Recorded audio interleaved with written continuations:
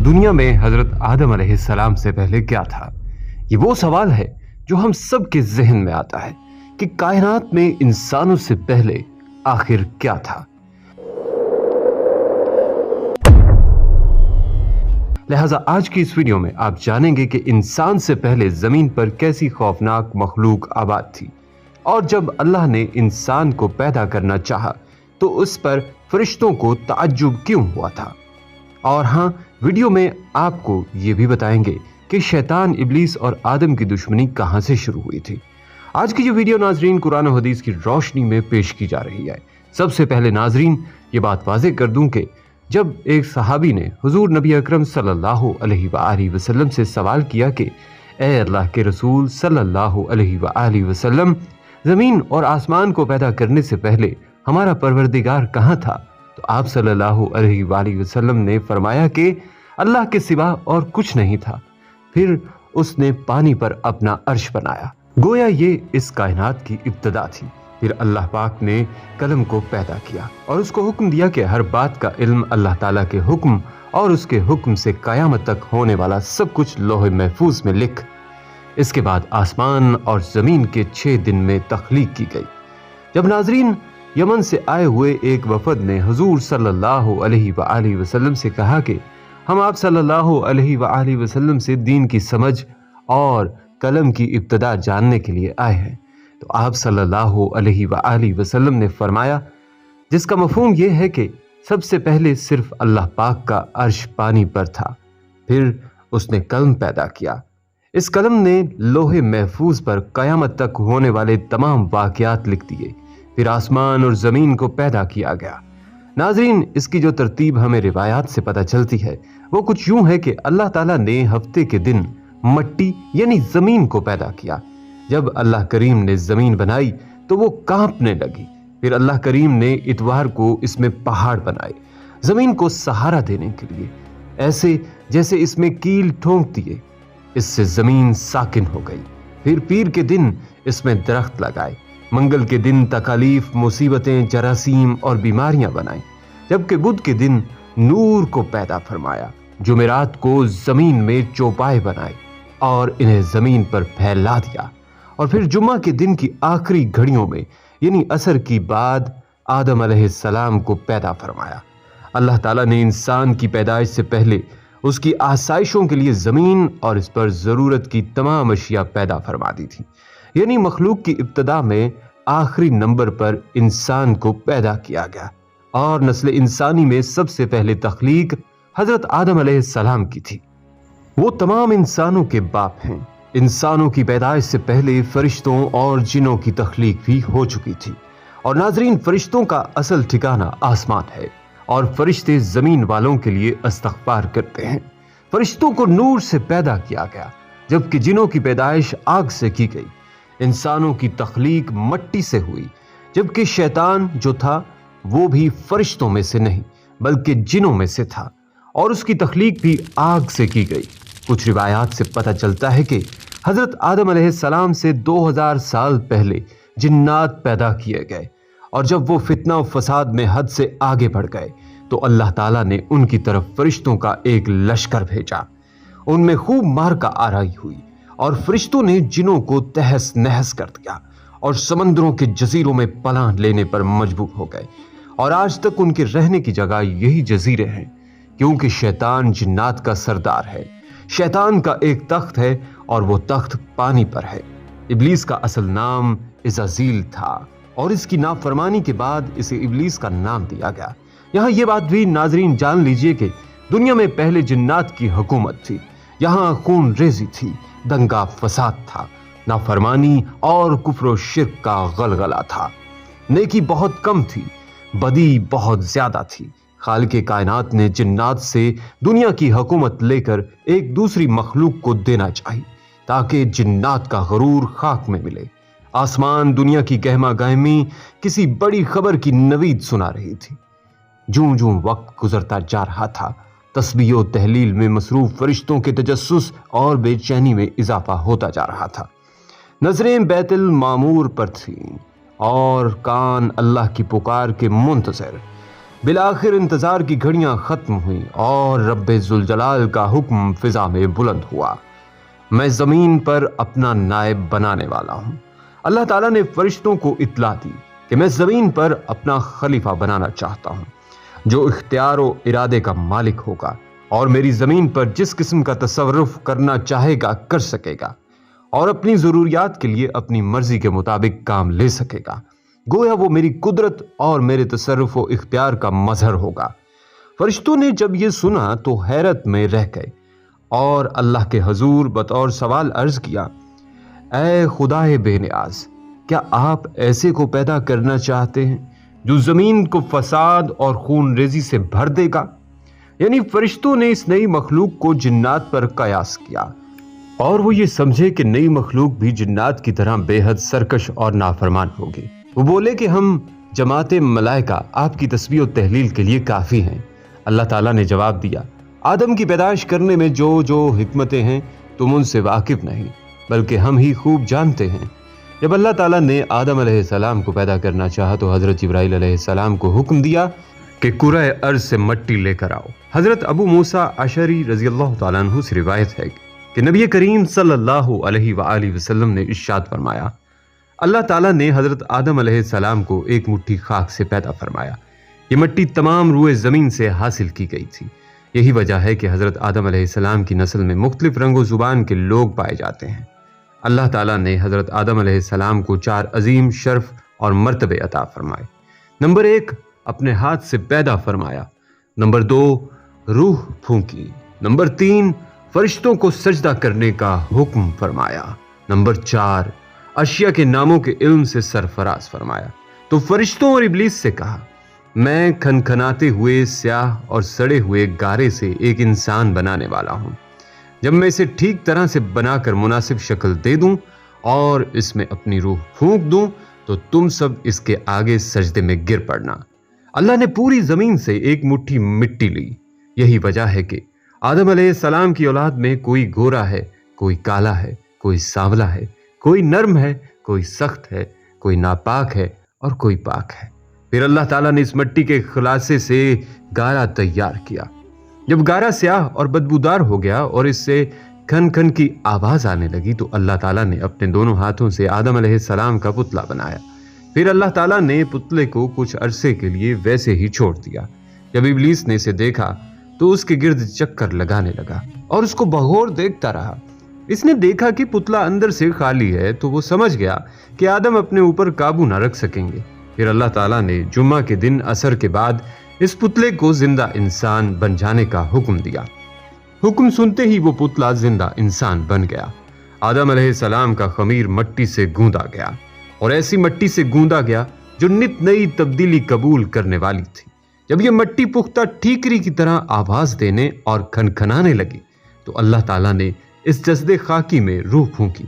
अभी रूह नाक के नथनों से दाखिल होकर दिमाग तक पहुंची ही थी कि आदम अलैहिस्सलाम को छींक आई। उसी वक्त आदम अलैहिस्सलाम को अल्लाह पाक की तरफ से इल्हाम हुआ कि इस छींक के जवाब में अल्हम्दुलिल्लाह कहो। आदम अलैहिस्सलाम ने छींक लेते ही अल्हम्दुलिल्लाह कहा, जिसके जवाब में अर्श मुअल्ला से यरहमकुल्लाह यानी अल्लाह तुझ पर रहम करेगा जवाब आया। फिर अल्लाह ताला ने उनसे फरमाया, जाओ इन फरिश्तों को सलाम करो और सुनो वो क्या कहते हैं। जो कुछ वो कहें वही तुम्हारा और तुम्हारी ज़ुर्रियत का सलाम होगा। आदम अलैहिस्सलाम उनके पास गए और उनसे कहा, अस्सलामु अलैकुम। फरिश्तों ने जवाब दिया, वालैकुमुस्सलाम व रहमतुल्लाहि व बरकातुहू। फिर रफ्ता रफ्ता रूह आदम हजरत आदम अलैहिस्सलाम के तमाम जस्ते खाकी में सरायत कर गई। यूं वो मिट्टी का पुतला यक ब यक गोश्त पोस्त हड्डी पट्टे का जिंदा इंसान बन गया और इरादा, शऊर, हिस्स, अक्ल और वजदानी जज्बातों कैफियत का हामिल नजर आने लगा। फिर अल्लाह ताला ने आदम को सारे नाम सिखा दिए। फिर अल्लाह पाक ने फरमाया, ए मलाइका इन चीजों के नाम बताओ। फरिश्तों को भी खबर तक न थी कि इन चीजों के क्या क्या नाम हैं। कायनात की तमाम अशिया फरिश्तों के सामने पेश हैं और उनके नाम उन मासूमों से दरियाफ्त हो रहे हैं। ये क्यों? ये सिर्फ आदम अलैहिस्सलाम का एजाज बढ़ाने के लिए। लिहाजा इस अजीम सवाल पर सारे फरिश्ते आजिज हुए और सब ने इनकसारी से अर्ज किया, ऐ पाक परवरदिगार, تیری ذات خوب واقف ہے کہ ہم ان چیزوں کے نام نہیں جانتے، تو بس وہی علم ہے جو تو نے ہمیں عطا کر رکھا ہے، یعنی ذکر خدا اور تسبیح الہی، اور فی الحقیقت تو ہی سب چیزوں کا جاننے والا ہے اور بڑا حکمت والا ہے۔ جب اللہ تعالیٰ نے آدم علیہ السلام کو پیدا کیا تو چونکہ اللہ تعالیٰ وجود آدم علیہ السلام کے چراغ میں روحانیت کا روغن ڈال کر اسرار الہی کی قندیل روشن فرمانا چاہتا تھا، اس لیے آدم علیہ السلام کو خلاصہ موجودات بنا کر فرشتوں کے سامنے پیش کیا اور فرمایا کہ آدم کے سامنے سجدے میں گر جاؤ۔ فرشتے اب تک رب کے لیے سجدے کرتے چلے آ رہے تھے، مگر آج کا سجدہ جداگانہ نوعیت کا تھا، گویا کہ تھا تو یہ بھی حکم الہی کے سامنے، اور اس وقت حضرت آدم علیہ السلام اور الہی تجلی گاہ کے طور پر جلوہ گر تھے۔ ان کے سامنے کیے جانے والا سجدہ بھی در حقیقت رب ہی کو سجدہ تھا، کیونکہ اس کا حکم جو تھا، مگر اب یہ سجدہ بواسطہ آدم علیہ السلام تھا۔ یہ ایک ایسا سجدہ تھا جس نے کروڑوں کے سجدے مقبول بنا دیے اور ابلیس کے کروڑوں سجدے مردود کرا دیے، لہذا حکم خداوندی ملتے ہی تمام فرشتے سجدے میں گر گئے، مگر ابلیس نے سجدہ کرنے سے انکار کر دیا۔ یہاں یہ بات قابل ذکر ہے کہ انسانوں میں بھی نافرمانی اور ظلم کا مادہ ہے، لیکن یاد رہے کہ وہ جنات کے مقابلے میں کم ہے۔ یوں سمجھنا چاہیے کہ انسان ایک ایسی مخلوق ہے جو فرشتوں اور جنات کے بیچ کی معتدل مخلوق ہے۔ حضرت آدم علیہ السلام کی تخلیق اور فرشتوں کے کلام کے بارے میں قرآن کریم میں ارشاد ہے کہ اے پیغمبر، اس وقت کا تصور کرو جب آپ کے رب نے فرشتوں سے کہا کہ میں زمین میں ایک خلیفہ بنانے والا ہوں، تو وہ کہنے لگے کیا تو اس میں ایسے شخص کو خلیفہ بنائے گا جو اس میں فساد مچائے گا اور ایک دوسرے کا خون بہائے گا، جبکہ ہم تیری حمد و ثنا کے ساتھ تسبیح و تقدیس بھی کر رہے ہیں۔ اللہ تعالیٰ نے انہیں جواب دیا کہ جو کچھ میں جانتا ہوں وہ تم نہیں جانتے۔ اس کے بعد اللہ تعالیٰ نے آدم علیہ السلام کو تمام اشیاء کے اسماء، نام و صفات خاص سمجھا دیے اور سکھا دیے، پھر ان اشیاء کو فرشتوں کے روبرو پیش کر کے ان سے کہا کہ اگر تم اپنی بات میں سچے ہو تو مجھے ان اشیاء کے نام بتا دو۔ فرشتے کہنے لگے نقص سے پاک تو تیری ہی ذات ہے، ہم تو اتنا ہی جانتے ہیں جتنا تو نے ہمیں سکھایا ہے، اور ہر چیز کو جاننے والا اور اس کی حکمت سمجھنے والا تو ہی ہے۔ اللہ تعالیٰ نے آدم علیہ السلام سے فرمایا اے آدم، ان فرشتوں کو ان اشیاء کے نام بتا دو۔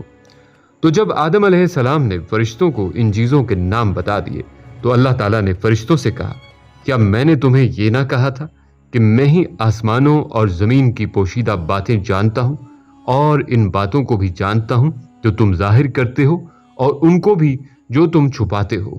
اور وہ وقت بھی یاد کرو جب ہم نے فرشتوں سے کہا کہ آدم کو سجدہ کرو تو سوائے ابلیس کے سب فرشتوں نے اسے سجدہ کیا۔ ابلیس نے اس حکم الہی کو تسلیم نہ کیا اور گھمنڈ میں آ گیا اور کافروں میں شامل ہو گیا۔ پھر ہم نے آدم سے کہا کہ تم اور تمہاری بیوی دونوں جنت میں آباد ہو جاؤ اور جہاں سے چاہو اس کے پھل جی بھر کے کھاؤ، البتہ اس درخت کے پاس نہ پھٹکنا ورنہ تم دونوں ظالموں میں شمار ہو گئے۔ آخرکار شیطان اس درخت کی ترغیب دے کر آدم و حوا دونوں کو ورگلا دیا، اور جس حالت میں وہ تھے انہیں وہاں سے نکلوا کر ہی دم لیا۔ تب ہم نے کہا تم سب یہاں سے نکل جاؤ، کیونکہ تم ایک دوسرے کے دشمن ہو، اور اب تمہیں ایک معینہ وقت تک زمین میں رہنا اور گزر بسر کرنا ہے۔ پھر آدم علیہ السلام نے اپنے رب سے چند کلمات سیکھ کر توبہ کی تو اللہ تعالیٰ نے ان کی توبہ قبول کر لی۔ حضرت آدم علیہ السلام نے اپنی دعا میں یہ کلمات عرض کیے کہ اے ہمارے رب، ہم نے اپنی جانوں پر زیادتی کی، اور اگر تو نے ہماری مغفرت نہ فرمائی اور ہم پر رحم نہ فرمایا تو ضرور ہم نقصان والوں میں سے ہو جائیں گے۔ اور اس کے ساتھ حضرت عمر فاروق رضی اللہ تعالیٰ عنہ سے مروی ہے، نبی اکرم صلی اللہ علیہ وآلہ وسلم نے ارشاد فرمایا جب حضرت آدم علیہ السلام سے اجتہادی خطا ہوئی تو عرصہ دراز تک حیران و پریشان رہنے کے بعد انہوں نے بارگاہ الہی میں عرض کی اے میرے رب، مجھے محمد صلی اللہ علیہ وآلہ وسلم کے صدقے میں معاف فرما دے۔ اللہ تعالیٰ نے فرمایا اے آدم، تم نے محمد صلی اللہ علیہ وآلہ وسلم کو کیسے پہچانا، حالانکہ ابھی تو میں نے اسے پیدا بھی نہیں کیا۔ حضرت آدم علیہ السلام نے عرض کی اے اللہ پاک، جب تو نے مجھے پیدا کر کے میرے اندر روح ڈالی اور میں نے اپنے سر کو اٹھایا تو میں نے عرش کے پایوں پر لا الہ الا اللہ محمد الرسول اللہ لکھا دیکھا، تو میں نے جان لیا کہ تو نے اپنے نام کے ساتھ اس کا نام ملایا ہے جو تجھے تمام مخلوق میں سب سے زیادہ محبوب ہے۔ اللہ تعالیٰ نے فرمایا، اے آدم تو نے سچ کہا، بے شک وہ تمام مخلوق میں میری بارگاہ میں سب سے زیادہ محبوب ہے، تم اس کے وسیلے سے مجھ سے دعا کرو، میں تمہیں معاف کر دوں گا، اور اگر محمد صلی اللہ علیہ وآلہ وسلم نہ ہوتے تو میں تمہیں پیدا نہ کرتا۔ اور پھر ایک شفیق استاد کی مانند بڑی محبت سے حضرت آدم علیہ السلام کو سمجھایا کہ تمہارا گھر فی الحال یہی ہے، یہی تمہارا عارضی قیام ہے، مجھے یاد رکھنا، اور جب جب میری جانب سے میرے رسول تمہارے پاس ہدایت لے کر آئیں تو ان کی اتباع کرنا، تم ایسا کرو گے تو نہ تمہیں کوئی غم ہوگا نہ کوئی ملال، تم واپس اپنے اصلی گھر اور مقام یعنی جنت کو حاصل کر لو گے۔ اس قصے پر ناظرین اگر غور کریں تو بہت سی الجھنیں سلجھتی چلی جاتی ہیں۔ یہ حضرت انسان جو اس بات پر قادر ہے کہ اللہ تعالیٰ کی زمین پر کشت و خون کا بازار گرم کر دے، بھوک اور بیماری کے سودے کرے، حیوانیت پر آئے تو اس حد تک کہ اپنی بیٹی کو بازار میں بیچ آئے، اس انسان سے دنیا میں خلافت کا کام کس طرح لیا جائے گا؟ اپنے ارد گرد نظر ڈالیں تو فرشتوں کی جھجک بلا وجہ معلوم نہیں ہوتی، مگر اللہ کی حکمت دو چیزوں سے عیاں ہوتی ہے۔ پہلی حکمت اس سجدے میں پوشیدہ ہے جو فرشتوں سے کروایا گیا۔ ایک طرف تو اس خاکی پتلے کے اندر چھپی نورانی روح کی تقدس کی طرف نشاندہی کی جاتی ہے، تو دوسرا یہ بتایا جاتا ہے کہ جہاں اس کے اندر شر کی پیروی کرنے اور فساد کی قوت ہے، وہیں اس انسان میں لامتناہی محبت، رحمت اور ایثار کا جذبہ بھی موجود ہے۔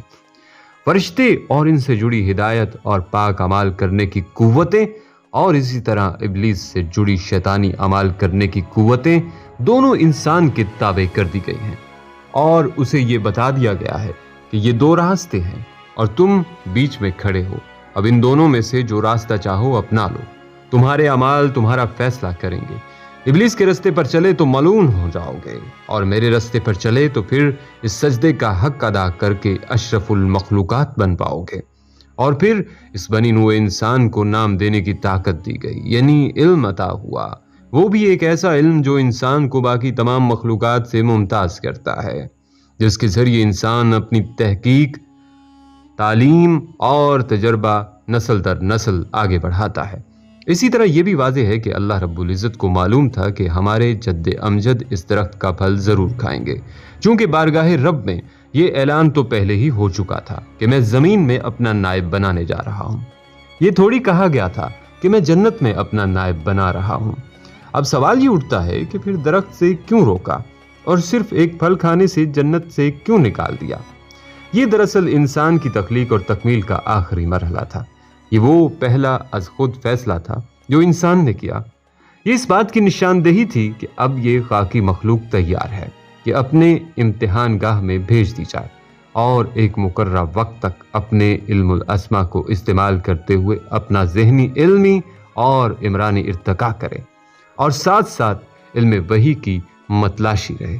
اور جب بھی رسول صلی اللہ علیہ وآلہ وسلم بارگاہ ربانی سے ہدایت لے کر آئیں، یہ انسان ان کی تصدیق کر کے اپنے لیے نجات کی راہ ہموار کرے۔ یوں انسان کو علم کا ہتھیار دے کر بھیجا، اور ساتھ ساتھ اس کی نجات سے جڑی تین باتیں اس کے اندر سختی سے بٹھا دی گئیں۔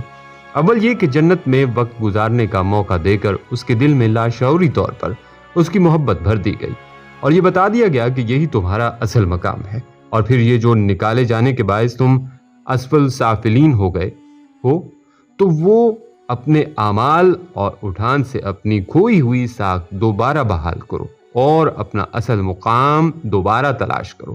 یہی تمہارا امتحان ہے۔ پھر شیطان کی وجہ سے اس مقام کا چھننا، اس کے اندر اس بات کو بٹھایا گیا کہ شیطان میرا کھلا دشمن ہے، جس کی چال سے مجھے ہر دم ہوشیار رہنا پڑے گا، اور آخر میں یہ بھی سکھایا گیا ہے کہ یہ سفر یقیناً بہت لمبا اور مشکل ہوگا، تکلیف بھی ملے گی، مشکلات بھی آئیں گی، بشری کمزوری کے باعث گناہ بھی سرزد ہوں گے۔ ایسے میں کیا کرنا ہے؟ ایسے میں سارا غرور، تکبر ایک طرف رکھ کر صدق کے دل سے اللہ سے معافی مانگنی ہے اور رجوع کرنا ہے۔ اللہ ہم سب کو ان نصیحتوں پر عمل کرنے کی توفیق دے، آمین یا رب العالمین۔